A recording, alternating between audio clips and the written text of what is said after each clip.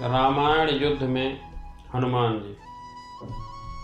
अतुलित बलधामं हेमशैलाभदेहं दनुजवन कृशानं ज्ञानिनामाग्रगण्यं सकलगुणनिधानं वानराणामधीशं रघुपति प्रिय भक्तं वातजातं नमामि। सीताराम। श्री रामचरितमानस के सुंदरकांड में हनुमान जी के साहस और देवाधीन कर्म का वर्णन किया गया है। हनुमान जी की भेंट प्रभु श्री राम जी से उनके वनवास के समय तब हुई जब राम जी अपने भ्राता लक्ष्मण के साथ देवी सीता की खोज कर रहे थे। माता सीता को लंकापति रावण छल से हरण करके ले गया था। सीता जी को खोजते हुए दोनों भ्राता ऋष्यमुख पर्वत के समीप पहुंच गए, जहां सुग्रीव अपने मंत्रियों के साथ अपने भ्राता बाली से छिपकर रहते थे। वानर राज बाली ने अपने छोटे भ्राता सुग्रीव को एक गंभीर मिथ्याबोध के चलते अपने राज्य से बाहर निकाल दिया था और वो किसी भी तरह से सुग्रीव के तर्क को सुनने के लिए तैयार नहीं था।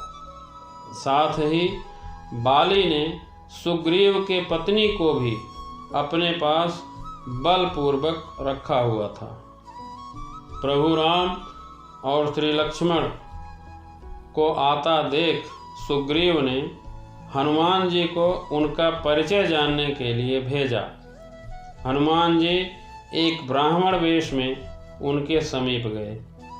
हनुमान जी के मुख से प्रथम शब्द सुनते ही प्रभु श्री राम ने श्री लक्ष्मण से कहा, कोई भी बिना वेद पुराण को जाने ऐसा नहीं बोल सकता जैसा इस ब्राह्मण ने बोला। राम जी को उस ब्राह्मण का मुख, नेत्र, माथा, भौं या अन्य किसी भी शारीरिक संरचना से कुछ भी मिथ्या प्रतीत नहीं हुआ। राम जी ने श्री लक्ष्मण से कहा कि इस ब्राह्मण के मंत्र मुग्ध उच्चारण को सुन के तो शत्रु भी अस्त्र त्याग देगा। उन्होंने ब्राह्मण की और प्रशंसा करते हुए कहा कि वो राजा निसंकोच ही सफल होगा जिसके पास ऐसा गुप्तचर होगा। श्री राम जी के मुख से इन सब बातों को सुनकर हनुमान जी ने अपना वास्तविक रूप धारण किया और श्री राम जी के चरणों में नतमस्तक हो गए।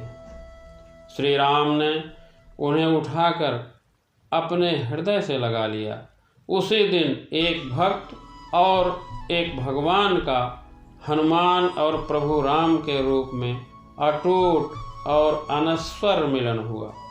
तत्पश्चात हनुमान जी ने श्री राम और सुग्रीव की मित्रता कराई।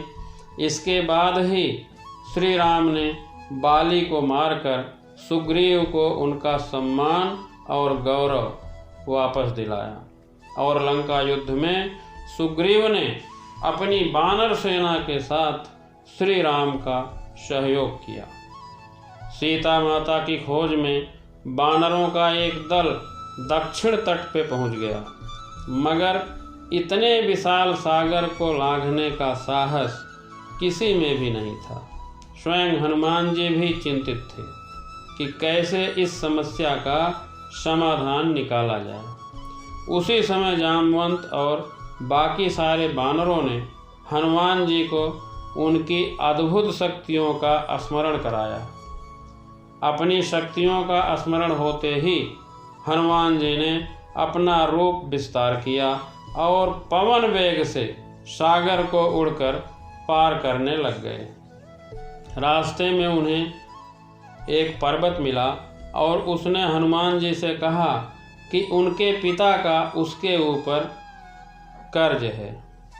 साथ ही उस पर्वत ने हनुमान जी से थोड़ा विश्राम करने का भी आग्रह किया, मगर हनुमान जी ने किंचित मात्र भी समय व्यर्थ न करते हुए पर्वतराज को धन्यवाद किया और आगे बढ़ चले। आगे चलकर उन्हें एक राक्षसी मिली जिसने कि उन्हें अपने मुख में घुसने की चुनौती दी। परिणाम स्वरूप हनुमान जी ने उस राक्षसी की चुनौती को स्वीकार किया और बड़ी ही चतुराई से अति लघु रूप धारण करके राक्षसी के मुख में प्रवेश होकर बाहर आ गए। अंत में उस राक्षसी ने संकोच पूर्वक ये स्वीकार किया वो उनकी बुद्धिमत्ता की परीक्षा ले रही थी। आखिरकार हनुमान जी सागर पार करके लंका पहुँचे और लंका की शोभा और सुंदरता को देखकर आश्चर्यचकित रह गए और उनके मन में इस बात का दुख भी हुआ कि यदि रावण नहीं माना तो इतनी सुंदर लंका का सर्वनाश हो जाएगा। तत्पश्चात हनुमान जी ने अशोक वाटिका में सीता जी का दर्शन किए और उनको अपना परिचय बताया। साथ ही उन्होंने माता सीता को सांत्वना दी और साथ ही वापस प्रभु श्री राम के पास साथ चलने का आग्रह भी किया, मगर माता सीता ने ये कहकर अस्वीकार कर दिया, ऐसा होने पर श्री राम के पुरुषार्थ पर ठेस पहुँचेगी। हनुमान जी ने माता सीता को प्रभु श्री राम के संदेश का ऐसे वर्णन किया जैसे कोई महान ज्ञानी लोगों को ईश्वर की महानता के बारे में बताता है। माता सीता से मिलने के पश्चात हनुमान जी ने प्रतिशोध लेने के लिए लंका को तहस नहस करने लगे। उनको बंदी बनाने के लिए रावण पुत्र मेघनाद ब्रह्मास्त्र का प्रयोग किया।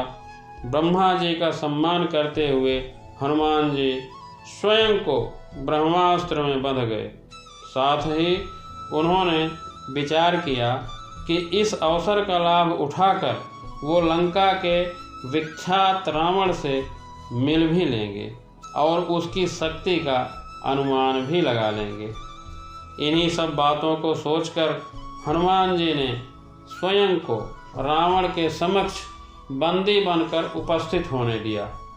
जब उन्हें रावण के समक्ष लाया गया तो उन्होंने रावण को प्रभु श्री राम का चेतावनी भरा संदेश सुनाया और साथ ही ये भी कहा, यदि रावण माता सीता को आदर पूर्वक प्रभु श्री राम को लौटा देगा तो प्रभु उसे क्षमा कर देंगे। क्रोध में आकर रावण ने हनुमान जी को मृत्यु दंड का आदेश दिया, मगर रावण के छोटे भाई विभीषण ने ये कहकर बीच बचाव किया कि एक दूत को मारना उचित नहीं है। ये सुनकर रावण ने हनुमान जी के पूंछ में आग लगाने का आदेश दिया। जब रावण के सैनिक हनुमान जी के पूंछ में कपड़ा लपेट रहे थे तब हनुमान जी अपनी पूंछ को खूब लंबा कर लिया और सैनिकों को कुछ समय तक परेशान करने के बाद पूंछ में आग लगाने का अवसर दे दिया। पूंछ में आग लगते ही हनुमान जी ने बंधन मुक्त होकर लंका को जलाना शुरू कर दिया और अंत में पूंछ में लगी आग को समुद्र में बुझाकर वापस प्रभु श्री राम के पास आ गए। लंका युद्ध में जब लक्ष्मण मूर्छित हो गए थे तब हनुमान जी को ही द्रोणगिरि पर्वत पर से संजीवनी बूटी लाने भेजा गया, मगर वो बूटी को पहचान नहीं पाए और पुनः अपने पराक्रम का परिचय देते हुए वो पूरा द्रोणगिरि पर्वत ही रणभूमि में उठा लाए और लक्ष्मण के प्राण की रक्षा की। भावुक होकर श्री राम जी ने हनुमान जी को हृदय से लगा लिया और बोले कि हनुमान, तुम मुझे भरत की भांति ही प्रिय हो। हनुमान जी का पंचमुखी अवतार भी रामायण युद्ध की ही एक घटना है। अहिरावण, जो कि काले जादू का एक ज्ञाता था, उसने राम और लक्ष्मण को सोते समय हरण कर लिया और उन्हें विमोहित करके पाताल लोक में ले गया। उनकी खोज में हनुमान जी भी पाताल लोक में पहुंच गए। वहां पर हनुमान जी ने पता कर लिए कि अहिरावण का वध करने के लिए उन्हें 5 दीपकों को एक साथ बुझाना पड़ेगा। अतः उन्होंने पंचमुखी अवतार धारण किए और एक साथ में 5 दीपकों को बुझाकर अहिरावण का अंत किए। युद्ध समाप्त होने के बाद श्री राम का 14 वर्ष का वनवास भी समाप्त हो गया। तभी श्री राम को स्मरण हुआ, यदि वो वनवास समाप्त होने के साथ ही अयोध्या नहीं पहुँचे तो भरत अपने प्राण त्याग देंगे। साथ ही उनको इस बात का भी आभास हुआ कि उन्हें वहां वापस जाने में अंतिम दिन से थोड़ा विलंब हो जाएगा। इस बात को सोचकर श्री राम चिंतित थे, मगर हनुमान जी अयोध्या जाकर श्री राम के आने की जानकारी दी और भरत के प्राण बचाकर श्री राम को चिंता मुक्त किया। अयोध्या में राजाभिषेक होने के बाद प्रभु श्री राम उन सभी को सम्मानित करने का निर्णय लिया जिन्होंने लंका युद्ध में रावण को पराजित करने में उनकी सहायता की थी। उनकी सभा में एक भव्य समारोह का आयोजन किया गया, जिसमें पूरी वानर सेना को उपहार देकर सम्मानित किया गया। हनुमान जी को भी उपहार लेने के लिए बुलाया गया। हनुमान जी मंच पर गए, मगर उन्हें उपहार की कोई जिज्ञासा नहीं थी। हनुमान जी को ऊपर आता देखकर भावना से अभिलुप्त प्रभु श्री राम ने उन्हें गले से लगा लिया और कहा कि हनुमान ने अपनी निश्चल सेवा और पराक्रम से जो योगदान दिया है, उसके बदले में ऐसा कोई उपहार नहीं है जो उन्हें दिया जा सके। मगर अनुराग स्वरूप माता सीता ने अपना एक मोतियों का हार उन्हें भेंट किया। उपहार लेने के बाद हनुमान जी ने माला के एक एक मोती को तोड़कर देखने लगे।